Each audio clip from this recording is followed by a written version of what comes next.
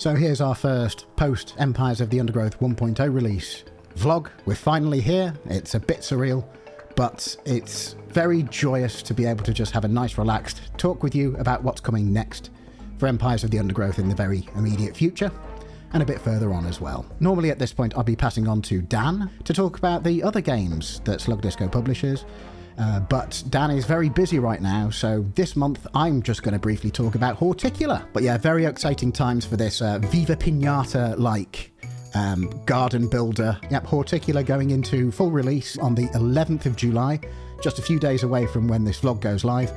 Very excited for that. It's got a whole storyline to explore. You'll have started to see creator videos popping up on YouTube now. It's going to have mod support at release. So custom creatures and even storylines and missions can be made. To really get yourself in the mood for Horticular, go and play the demo. There's just been an update to that as well. A demo which has many hours worth of content in it already. It's a bit obscene that it's just a demo, to be honest, what's there. But the full game is way more full, and I'm really looking forward to getting stuck in myself. We'll probably be doing a live stream on launch day, similar to what we did for Empires, with myself and developer Robert and Fran as well. So some details about that will be coming up soon. So look forward to that in just a few days' time. Now, as usual, onto the Empires stuff. So you'll have noticed the t-shirt I'm wearing, no doubt. We do now have an Empires of the Undergrowth merch store with t-shirts. I think it's 6 designs we've got at the moment. I'll just have to double check that. Was I right? Obviously, link down below. I'm currently wearing the Matabili ant design. They've got the Empires logo on the back as well. I'll also link down below the artist's Twitter account. Love their work. We hope to do more with them in the future. So go and grab yourself some EotU merch. So as I'm recording this, we're almost exactly 1 month out from Empires of the Undergrowth's 1.0 launch. The launch went very well. You guys really came out swinging for us. We smashed both the expected sales and our all-time player count by a quite significant number. You've secured the future of the project. We've already had one update. I'll talk about that in just a moment, a fixing update. Thank you for believing in the project and supporting it, and its future is now secured. Thank you. Last week we had our first post-launch patch, which dealt with lots of fixes for common issues. Thanks for everyone who tested the beta version of that patch. We might do more beta versions like that in the future if we think they warrant it. Also, we added the Tier 5 Titans to free play, so you can now have those in your custom games. There are still a few fairly common issues which we haven't got to the bottom of yet. There's an issue with low texture resolution on some creature models, which we haven't quite worked out what's going on with that yet. It seems to be on some older cards. If you do get that issue, then please post on our Steam forums or on our Discord. The more data we have there, the better we can analyze the situation and come up with a solution. Also, if you get a crash, make sure you're clicking the send button on the crash report, and also include as much extra information as you can along with those reports, like what were you doing at the time. All of that stuff will help in getting to the bottom of the issues. So I've just cracked out the green screen for this segment. So on launch day, we published a new roadmap, which talks about the immediate future for Empires of the Undergrowth. So it is tradition when there's a new roadmap that we go through it on the vlog. So let's do that. So there's a 1.0 release on the 7th of June. Went very well. Thank you very much for everyone who supported us. And then, of course, we've also got this far as well. We've had the balance and fixes patch already, but there is likely to be more of those patches of similar magnitude to the one that just came out last week. So as issues are identified and fixed, we will continue to do optional betas if we think they're worth it, or just release patches as we fix stuff. There's also balances which we haven't done yet, so they will appear at some point in the fairly near future. Tier 5 achievements, obviously they didn't make it in quite in time for 1.0, so those are a fairly high priority for us now. We might also include achievements for New Game Plus and custom games as well while we're at it. The Rainforest Biome Refresh by our environment artist Dan C is now actually well underway. So that should be appearing in fairly short order, certainly before the end of the year. He's been working to keep a similar colour scheme, just higher fidelity in the assets for those missions. So that's going well, no problems there.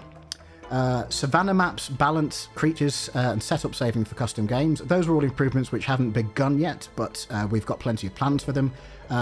There's going to be 2 custom game maps at least that feature the savannah. We've already included the new titans, in fact. As we say, it's all subject to change, including ordering and what's included. But there will be new uber creatures. There will be further tweaks to how AI colonies work in custom games.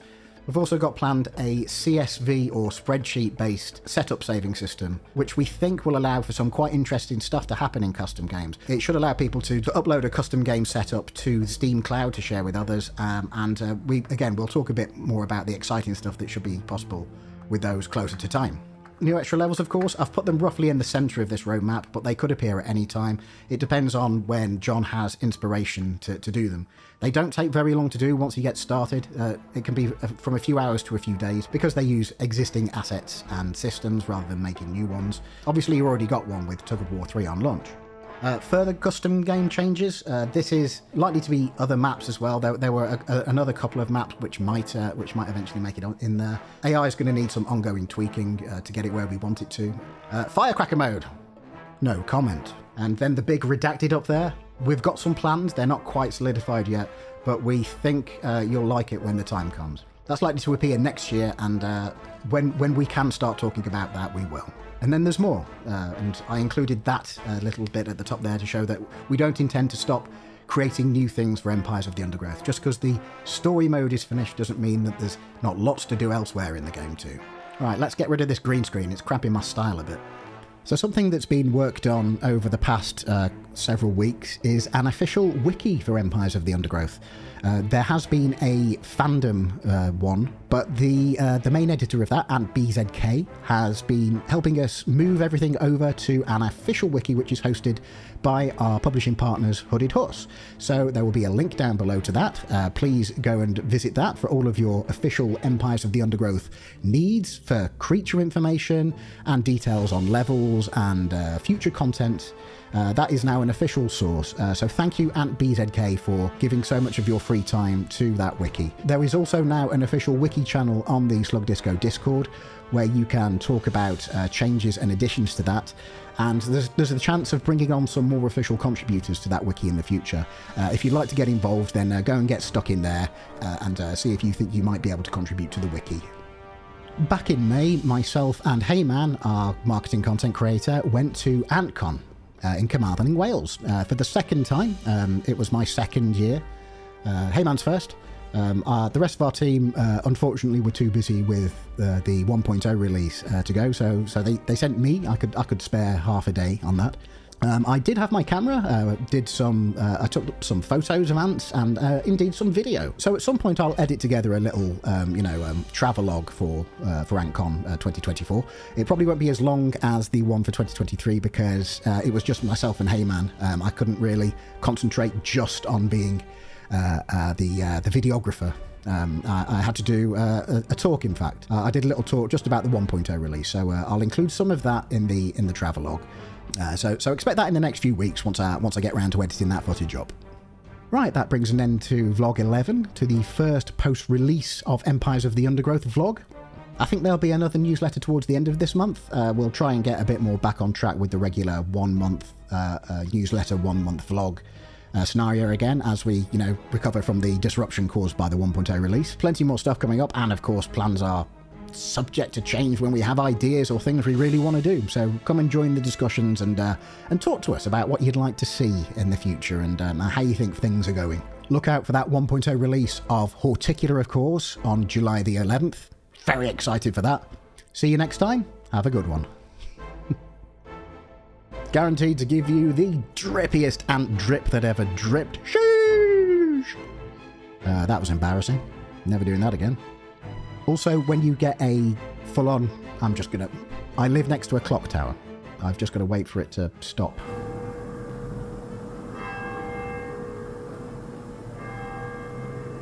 That brings an end to vlog 11, to the first post 1.0 of Empires of the Undergrowth vlog.